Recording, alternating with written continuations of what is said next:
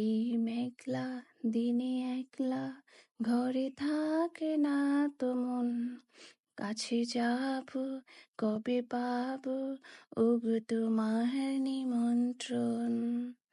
হাহা, আমি এই বৃষ্টির দিনে, এত সুন্দর দিনে আসলেই নিমন্ত্রণ পেয়ে গিয়েছি। আমি আমার বন্ধুর সাথে দিয়াবাড়িতে চলে এসেছি এই বৃষ্টিটা অনুভব করতে, এই সুন্দর বিকালটা। আর বন্ধুকে বললাম ভিডিও করতে, সে আনাচে কানাচে ভিডিও করা শুরু করে দিছে। আর আমি তো হাসতে হাসতে শেষ তার কাজকর্ম দেখে। আর দেখেন এখানে আমি কত সুন্দর করে আমার ফ্রেন্ডের সাথে গল্প করতেছি, দোলনায় দোল খাচ্ছি, সাথে ক্যাপাচিনো খাচ্ছি, মানে কফি খাচ্ছি, অনেক মজার। আমার কফি খুবই পছন্দের, সাথে আমার বাচ্চাগুলোও খাচ্ছে।